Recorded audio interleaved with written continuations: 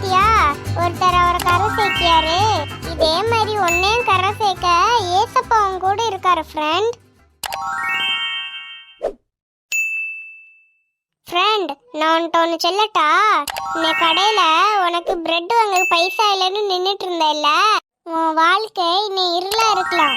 ஆனால் உன் வாழ்க்கையில் வெளிச்சத்தை கொண்டு வரக்கு ஜீசஸ் உன் கூட இருக்காரு ஃப்ரெண்ட்.